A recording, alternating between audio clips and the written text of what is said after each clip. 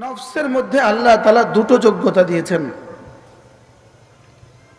গুনাহ করার যোগ্যতাও দিয়েছেন, গুনাহ ছেড়ে দেওয়ার যোগ্যতাও দিয়েছেন। আন-নাসু কাল মাআদিন, নফস হইল জমিনের মতো। জমিনের দুই যোগ্যতা আছে, আগাছার যোগ্যতা, গাছের যোগ্যতা। জমিনের কয়টা যোগ্যতা আছে? কি কি? আগাছার যোগ্যতা আর মরিচ গাছের যোগ্যতা, দুটো যোগ্যতা আছে। আগাছার যোগ্যতা আছে, গোলাপ গাছের যোগ্যতাও আছে। আগাছার যোগ্যতাও আছে, জবা আর বেলি আর চামেলি ফুলের যোগ্যতাও আছে। আছে না নাই? আগাছার যোগ্যতা যেই পরিমাণ, লাউ গাছ আর সিম গাছের যোগ্যতাও আছে সেই পরিমাণ। লেকিন লাউ গাছ আর সিম গাছ যোগ্যতা আছে ঠিক, লেকিন সেটা উঠাবে না যতক্ষণ না মেহনত না হয়। আগাছার যোগ্যতাও আছে, লাউ গাছের যোগ্যতাও আছে। আগাছার জন্য মেহনত লাগে না, লাউ গাছের জন্য মেহনত লাগে না। বুঝাইতে পারছি? যোগ্যতা আছে দোনোটা। বাবা সামনে আসুন, বাবা সামনে আসুন। আপনি তো সরাসরি বাবার মতো। আপনার চেহারার মতো ছিল আমার বাবার চেহারা। আল্লাহ আমার আব্বার কবরকে জান্নাতের টুকরো বানিয়ে দেন। আবার যদি জান্নাতে দেখা হয়, বিরহামহুমা কামা রাব্বায়ানি সগীরা। বলেন নফসের কয় যোগ্যতা আছে? কি কি? আগাছার যোগ্যতা, ফুলের যোগ্যতা, ফলের যোগ্যতা। তবে আগাছার যোগ্যতার জন্য মেহনত লাগে না, ফুল গাছের আর ফল গাছের জন্য মেহনত লাগে। এজন্য জমিনে আগাছার যোগ্যতা আগে, ফল আর ফুল আর উদ্ভিদ আর ধান আর গমের যোগ্যতা পরে। ঠিক হৃদয়ে গুনাহের যোগ্যতা আগে, জিকিরের যোগ্যতা পরে। সুবহানাল্লাহ। এজন্য বলছেন ফাআলহামাহা ফুজুরাহা ওয়া তাকওয়াহা। ফুজুর বলেছেন আগে, তাকওয়া বলেছেন পরে। বুঝাতে পারছি? জমিনে আগাছার যোগ্যতা আগে। আগাছার যোগ্যতার জন্য কিছুই লাগে না, শুধু গাছ না লাগাইলেই আগাছার জন্য যথেষ্ট। বলেন আগাছার জন্য চাষ না করলেই আগাছার জন্য যথেষ্ট। আর যদি চাষ করে তো আগাছা পালায়। কি বলছি? চাষ করলে কি আগাছা পালায়? চাষ, আমি এই মুরব্বীটারা আমার কাছে জানছে, আপনি আমার কাছে এখানে আসুন।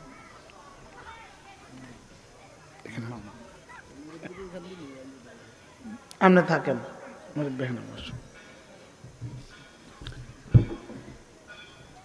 আগাছার জন্য চাষ করতে হয় না। আর তুলার জন্য এক চাষ লাগে কমপক্ষে, মূলার জন্য দুই চাষ লাগে, ধানের জন্য 3 চাষ লাগে। বলেন এক চাষে মূলা, এক চাষে তুলা, 2 চাষে মূলা, 3 চাষে ধান। চাষ না করলে আগাছার জন্য কোনো কিছুই লাগে না। আর চাষ করলে এটা উন্নত হতে হতে হতে হতে সিদ্দিক আকবরের মতো উন্নত হওয়ার সুযোগ আছে। কি বলছি? সুবহানাল্লাহ। আর আগাছা হিসাবে ফেলে দিলে প্রথমত ঘাস উঠবে, দেখতে দেখতে বন বাদার হবে, দেখতে দেখতে এখানে বিড়াল এসে বাসা বাঁধবে, দেখতে দেখতে সাপ বিচ্ছু বাসা বাঁধবে, দেখতে দেখতে ভাগ বল্লুক এসে বাসা বাঁধবে। তাইলে শুধু ছেড়ে দিলেই হয়ে যায় আগাছা, আর চাষের মেহনত করলে হয়ে যায় গোলাপ, হয়ে যায় চামেলি, হয়ে যায় আঙ্গুর, হয়ে যায় কি আঙ্গুর। এবার বলুন তো দেখি, আমার নফস আমাকে কোথায় পৌঁছাতে পারে? আমার নফস আমাকে নবীদের কাছাকাছি পৌঁছে দিতে পারে। আর এটাকে যদি মেহনত করা ছেড়ে দেই তো মুআদ আল্লাহ, এটা হয়ে যেতে পারে ফেরাউন, এটা হয়ে যেতে পারে নমরুদ, এটা হয়ে যেতে পারে কারুন, এটা হয়ে যেতে পারে হামান, এটা হয়ে যেতে পারে মুআদ আল্লাহ বাশার আল আসাদ, এটা হয়ে যেতে পারে মুআদ আল্লাহ যারা ভেগে গেছে তাদের মতো এক একজন। আর যদি এটাকে পরিচ্ছন্ন করেন পরিচ্ছন্ন করেন পরিচ্ছন্ন করেন, এটা ছুঁই ছুঁই করবে সিদ্দিক হওয়ার, সিদ্দিক হওয়ার। এই জন্য এই নফস তিন প্রকার। বলেন নফস কয় প্রকার? এক নাম্বার নফসে আম্মারা, আম্মারা। দুই নাম্বার লাওয়ামা, তিন নাম্বার মুতমাইন্নাহ। এর আগে আরো প্রকার আছে, এর আগে আরো কিছু প্রকার আছে। এক নাম্বার জিন্দা, দুই নাম্বার মুর্দা। বলেন দুই নাম্বার মুর্দা। সমস্ত মুমিনের কলব জিন্দা, সমস্ত বেঈমানের কলব মুর্দা, সব মুর্দা। নেতানিয়াহুর কলব মুর্দা, সব মরে গেছে। এটা আর জীবনে কখনো ভালো হওয়ার সম্ভাবনা নাই। ডাক্তার আইসা দেখলো মরে গেছে, ডাক্তার কি বলবে? এবার স্যালাইন দিবে? এটাকে দাফন করো। এই বেঈমানদের ঠিকানা শুধুই দাফন আর শুধুই জাহান্নাম, শুধুই দাফন আর শুধু কি জাহান্নাম। আর যদি মুমিন হয় দুই প্রকার। বলেন মুমিন হলে কয় প্রকার? বলেন সুস্থ অসুস্থ। সুস্থ, এই পরিমাণ সুস্থ, জীবনে কোনো অসুস্থতা নাই। এটা হলো নবীদের নবীদের নবীদের নফস, নবীদের কলব, কোনো অসুস্থতা নাই। এরপরে হলো অসুস্থ, এরপরে হলো কি অসুস্থ নফস আবার দুই প্রকার। বলেন অসুস্থ নফস দুই প্রকার। এই পরিমাণ অসুস্থতা যেটা জীবনে আর কখনো ভালো হবে না, এটা ক্যান্সার। এটা হলো মুমিনকে যারা খুন করে, এদের হলো অসুস্থ, এরা হলো ক্যান্সার, এরা আর ভালো হবে না। মুমিনকে খুন করে, বুঝেন না? মুমিনকে কি করে? মুমিনকে খুন করে। এরা হলো ক্যান্সারে আক্রান্ত, যারা ইচ্ছা তারে খুন করে। এটা কি কিসে আক্রান্ত? ক্যান্সার হইলে যার হয় ক্যান্সার, তার নাই আর কি নিস্তার। এরপরে হলো নফস আবার তিন প্রকার। নফস আবার তিন প্রকার। নফসে আম্মারা, নফসে লাওয়ামা, নফসে মুতমাইন্না। নফসে আম্মারা, নফসে লাওয়ামা, নফসে মুতমাইন্না। এক নাম্বার হলো নফসে আম্মারা। নফসে আম্মারা মানে কি? আমারাত নফসুহু, যার যার নফস তাকে নির্দেশ করে, যার নফস তাকে নির্দেশ করে শুধু গুনাহের নির্দেশ করে, যার নফস তাকে খুনের নির্দেশ করে, যার নফস তাকে জিনাহের নির্দেশ করে, যার নফস তাকে জিনার নির্দেশ করে, যার নফস তাকে খুন করার নির্দেশ করে, যার নফস তাকে লুণ্ঠন করার নির্দেশ করে, যার নফস তাকে দুর্নীতির নির্দেশ করে। এরকম নফস আছে না নাই? আছে না নাই? যার নফস 24 ঘন্টা শুধু শুধু খারবান, শুধু খারবান, শুধু খারবান, শুধু নষ্ট, শুধু নষ্ট, শুধু নষ্ট। আছে না নাই? এগুলো হলো নফসে আম্মারা। এগুলো কি? নফসে আম্মারা। আর কিছু নফস হলো যেগুলো মাঝে মাঝে মাঝে মাঝে কিছু গুনাহ হয়ে যায়, মাঝে মাঝে নেকি হয়ে যায়। আর গুনাহ হয়ে গেলে তার নফস তাকে বলে ওহো গুনাহ হয়ে গেছে। এরকম কিছু নফস আছে না নাই? এরকম কার কার নফস? আলহামদুলিল্লাহ আমাদের নফস। কি আমাদের নফস হলো এই পর্যায়ে। কেমনে কমু এই পর্যায়ে? হযরত ইউসুফ আলাইহিস সালাম নিজের নফসরে কয় আম্মারা, ওমা উবাররিউ নাফসি ইন্নান নাফসা লাআম্মারাতুম বিসু। আমি আমার নফসকে পরিচ্ছন্ন করছি না, আমি আমার নফসকে ভালো বলার যোগ্যতা নাই, আমি আমার নফসকে পবিত্র ঘোষণা দিচ্ছি না, কারণ নফসই একটা হারামি, বড় হারামি। আমাদের রশিদি রাদিয়াল্লাহু বলে নফস বড় হারামি। আমাদের রশিদি রাদিয়াল্লাহু কি বলে? বুঝে বলেন নফস বড় হারামি। তুমি যদি তারে 70 বার আছাড় দাও, সে তোমার 71 বার আছাড় দেবে। আল্লাহ আমার হুজুরের হায়াতের মধ্যে বরকত দান। আমিন। ইন্নান নাফসা লাআম্মারাতুম বিসু। নফস হলো বড় হারামি, এটা শুধুই গুনাহের নির্দেশ দেয়। ভিন নারী একটা সামনে আসলে বোঝা যায় নফস তখন কি করে। বাস্তব না বাস্তব, হেঁটে রীতিমতো যুদ্ধ শুরু করে, রীতিমতো। অথচ এ হারামি একথা জানা উচিত যে আমি যদি তারে জাহান্নামে ঠেলে দেই তো আমি সহই জাহান্নামে যাব। মনে হয় বুঝেন নাই? আমি যদি তারে জাহান্নামের দিকে ঠেলে দেই তা আমি সহকারে জাহান্নামে যাব। কিন্তু এই হারামি তারপরেও আবার গুনাহের নির্দেশ দেয়।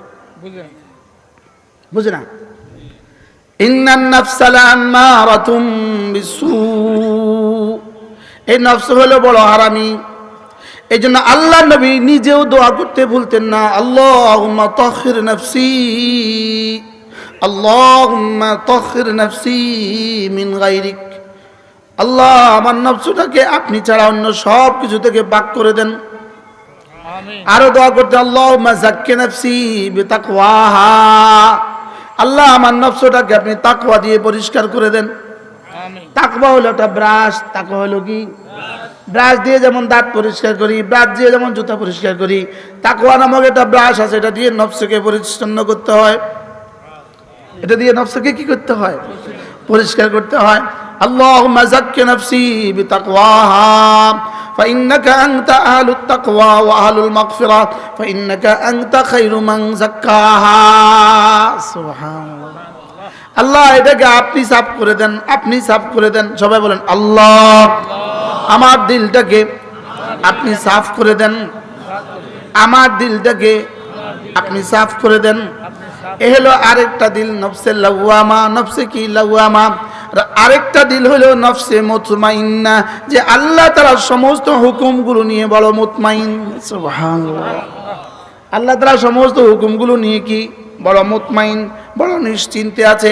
আল্লাহ তাআলা সমস্ত হুকুমগুলোকে, বিধি বিধানগুলোকে, আল্লাহ তাআলা যতগুলো করতে বলেছেন সেগুলোকে, যতগুলো ছাড়তে বলেছেন সেগুলোকে, যেগুলো করতে বলেছেন সেগুলোকে অপলক চিত্রে একদম কোনো সংশয় ছাড়া মেনে নেয়। সুবহানাল্লাহ। যেগুলো ছাড়তে বলেছেন এগুলো কোনো সংশয় ছাড়া ছেড়ে দেয়, কোনো সংশয় ছাড়া ছেড়ে দেয়। আর যেগুলো করণীয় সংশয় ছাড়া করে। সুবহানাল্লাহ বলেন, বলেন যেগুলো সংশয় ছাড়া কি করে, আর সমস্ত নিষেধাজ্ঞাগুলো সংশয় ছাড়া ছেড়ে দেয়। সুবহানাল্লাহ বলেন। আপনি আগুন, আগুন এখানে আগুন, আপনি হাত দিবেন না। আপনি কেমনে হাত দিবেন না? এখানে কি সংশয়ের সাথে হাত দিবেন না? না, সংশয় ছাড়া। বুঝেন না? এখানে সংশয় ছাড়া আপনি কি দিবেন না? কোনো সংশয় ছাড়া হাত দিবেন না। আর শ্বশুর বাড়িতে গেছেন, শাশুড়ি নিজ হাতে আপনাকে শরবত দিচ্ছেন, এটা সংশয় ছাড়া নেবেন। আরে সুবহানাল্লাহ বলেন। এটাকে আপনি কেমনে নেবেন? আমার শাশুড়ি আমাকে শরবত দিছে, কি পরিমাণ নিশ্চিন্তে নেবেন। হ্যাঁ, বুঝে না? সংশয় ছাড়া নিবেন। আর আগুনে হাত দিবেন না, সংশয় ছাড়া হাত দিবেন না। তাহলে মুমিনে কামেল, মুমিন নফসে মুতমাইন্না ওয়ালা কোনো ইবাদত ছাড়ে না সংশয় ছাড়া। নিঃসংশয়ে সব ইবাদত করে, কোনো গুনাহ করে না, নিঃসংশয়ে। সুবহানাল্লাহ। আল্লাহ, বুঝাইতে পারছি? এটাকে বলে কি? নফসে মুতমাইন্না। কোন মানুষ যদি নফসে মুতমাইন্না ওয়ালা হয়ে যায়, কোন মানুষ যদি নফসে মুতমাইন্না ওয়ালা হয়ে যায়, আল্লাহুম্মা জাআলনা মিনহুম, আল্লাহ আমাকে তার মধ্যে অন্তর্ভুক্ত করে দেয়। আমিন।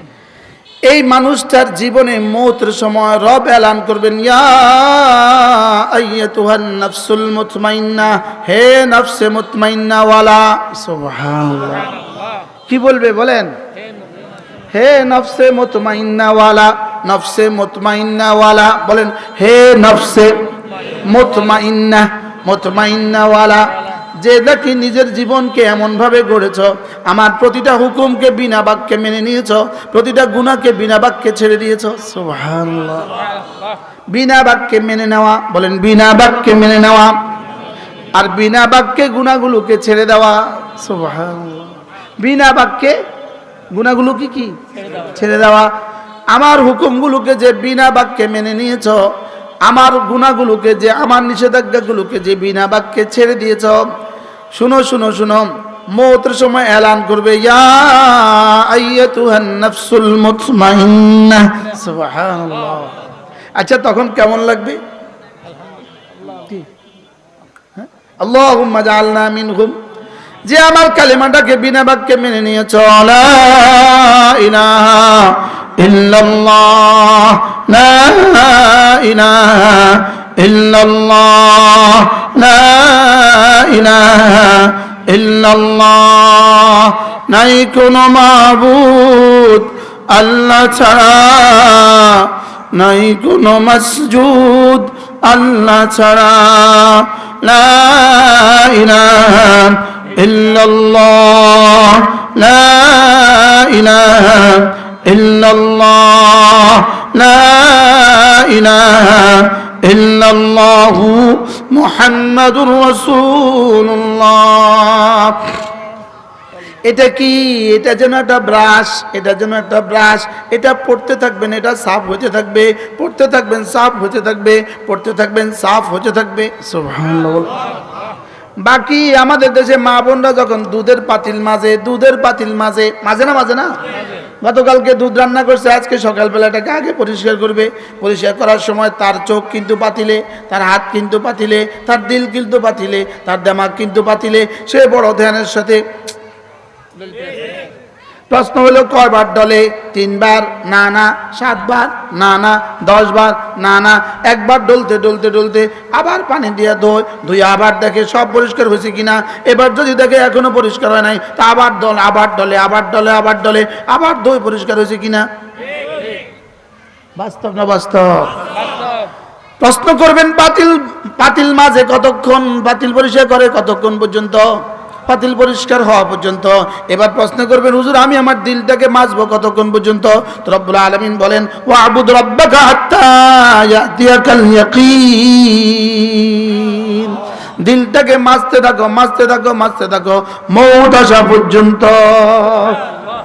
লা ইলাহা ইল্লাল্লাহ, লা ইলাহা ইল্লাল্লাহ, লা ইলাহা ইল্লাল্লাহ, লা ইলাহা ইল্লাল্লাহু মুহাম্মাদুর রাসূলুল্লাহ। এটা পড়ার সময় 3টা অঙ্গ ব্যবহার করব। কয় অঙ্গ? 3 অঙ্গ। 1 নম্বরে দিল ব্যবহার করব, 2 নম্বরে জবান ব্যবহার করব, 3 নম্বরে কান ব্যবহার করব। আমার দিল থেকে উঠে আমার জবান দিয়ে বের হয়ে আমার কান পর্যন্ত পড়ার আগে আগে আরশ আজিমে টকটক করে। কি হয়? কোন পর্যন্ত? আমার কানে পড়ার আগে এখান থেকে বের হয়ে এখানের আগে আরশ আজিম উঠে যায়। কি? তবে শর্ত হলো যেন এখান থেকে বের না হয়, এখান থেকে বের হয়। সুবহানাল্লাহ বলেন। শর্ত কি? এখান থেকে বের হবে না, এখান থেকে বের হবে। আবার বলেন। এবার দিল থেকে বের করেন, লা ইলাহা ইল্লাল্লাহ, লা ইলাহা ইল্লাল্লাহ, লা ইলাহা ইল্লাল্লাহ, লা ইলাহা ইল্লাল্লাহ। কিছুটা কি মস্ক হইতেছে?